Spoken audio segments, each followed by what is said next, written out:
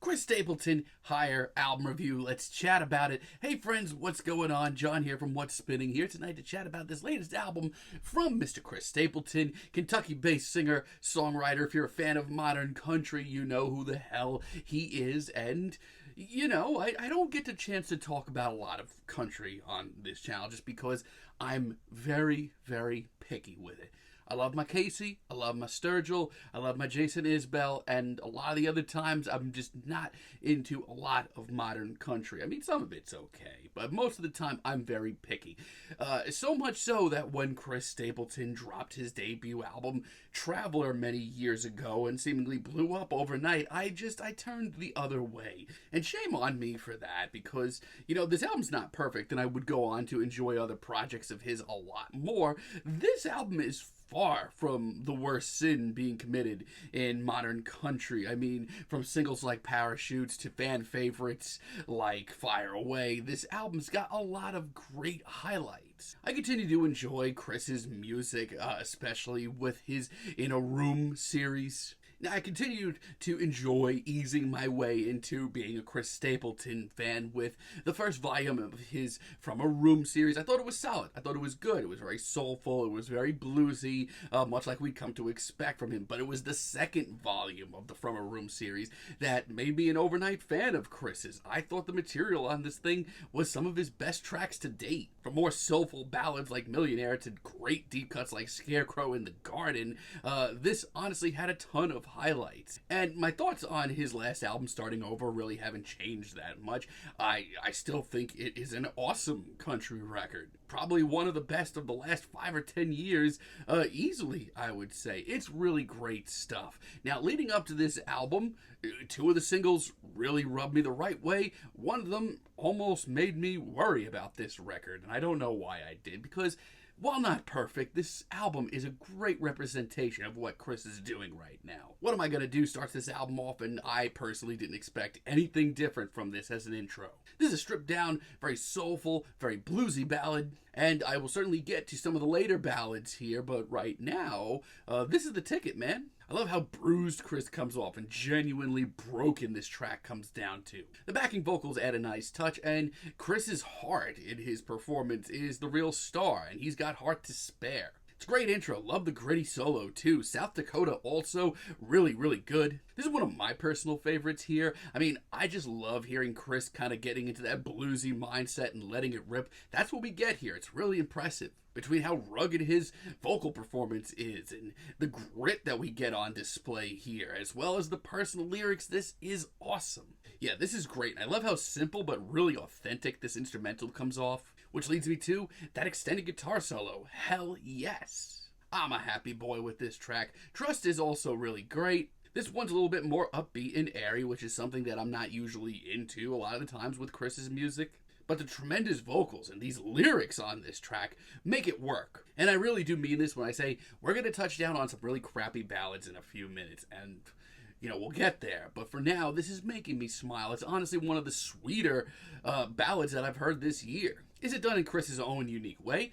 Absolutely, but it really works. I love how warm and cozy the fire is. Call me cliche, but this just makes me want to I don't know, sit out on the porch with a nice cold drink at the end of the day. I mean, his vocals have this way of just getting into your soul. This track's no different. And on top of that, the harmonies here are so infectious and sweet. This track just warms my damn bones, and I Think I'm in Love with You is another really great deep cut. This one brings the funk hard. I mean, that bass riff alone, yes, please. Stapleton lets it breathe. There's tons of elements of the blues here, as well as soul.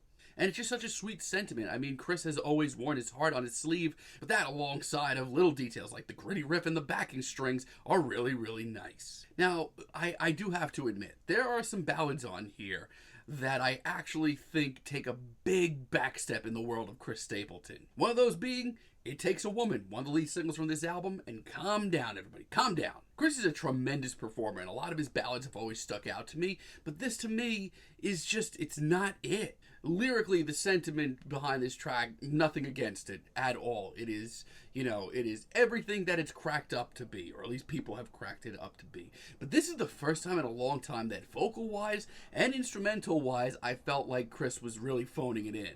His vocals are pretty stunning at times, but overall, there are so many better tracks here. Higher, once again, this track just barely misses the mark. And, like, listen to this instrumental that it's on. This is a softball for Chris. But there's also some suspicious moments here. For one, Chris here is singing in his upper registry, which I haven't heard that much of, and I'm not the biggest fan of it. Once again, the sentiment is here, the heart is here, the raw emotion is here, but songwriting, once again, not cutting it here. And The Day I Die might just be the biggest misstep on this entire record. And listen, emotion-wise, this is a gut punch. This is one of the most truly downtrodden and sorrowful tracks here. And I don't want to sound like a jackass, because Chris definitely did bring his songwriting chops to the table. It's genuinely one of the most deep and romantic sentiments on this entire record. I'm just not into the vocal performance once again in this thrown together, boring-ass instrumental. And Mountains on My Mind as a finale is kind of a letdown. Now this may be the most stripped down and most, like, intimate moment that we've gotten from Chris in a while. It's him, his guitar, that's it, and on paper, that sounds awesome. But it's just, it's okay. Lyrically, he has painted so much of a better picture of himself on other tracks here. It's just average. So I do think that Starting Over was the better album from Chris, but make no mistake about it, Chris is easily the most interesting thing in country right now, modern country at least. Loving You on My Mind, like I said, but Chris is a modern ballad master, and when he's plugged in, I am glued, and here he is plugged in. This is tremendous. It is a steamy, old-school slow jam to it, and it absolutely melts my heart. He pulls it off, too. His vocals go so well with this style, shockingly so. And White Horse, I don't care what way you slice it. I think it's the best track here, and I think it's the best country track of the year. Probably the best country song since the last Chris Stapleton album. This is my kind of country. It is so gritty and dense. All of a sudden, we're getting this incredible atmosphere as well. It's really dramatic, and performance-wise, Chris is on another level entirely. It's everything that I've come to know and love with Chris's music. Add in a dramatic atmosphere and some killer songwriting.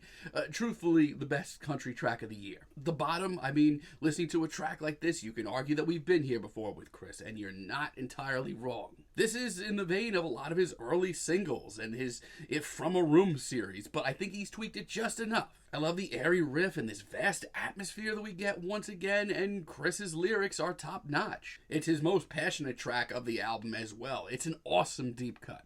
I have a lot of the same feelings on Crosswind. I love how rugged and bluesy this is. I mean, I personally like a little grit to my country music. This track alone has enough for the whole album. It's dusty. Chris's songwriting holds up. It's got that grit to it as well. And Chris's performance is literally his most cool. I don't know how else to put it. It's sharp. I really love the bluesy guitar solo we get as well. I think it's track of the album. And Weight of the World, talk about bluesy. This is another level entirely, and probably the track that Chris should have ended the album with. This is a moonlit, broken down ballad perfect for a starry night. This, to me, plays to Chris's strengths in the best way. It's got the heart on display, it's got the passion, it's got the raw emotion, but stylistically, this track plays to Chris's strengths. His vocals here are smoky and rugged, but it's also really beautiful. It's fantastic. Overall, this is another very, very, very good album from Chris Stapleton. Personally, I like the Starting Over album a little bit better. I don't know. That album just does something to me, goes right through me. But that's besides the point. Between the ballads here and the soulful playing and the passionate performances, the heart on his damn sleeve, there is so much to like about Chris Stapleton's music. Is this his best material? I don't think so, but it's pretty damn great still, especially in modern country. I'm feeling a very strong 7 on this album, but let me know what you all think down below. If you liked the video, be sure to give us a like, give us a subscribe, and let me know down below what you would like for me to chat about in the future. And until next time, have a great day, friends.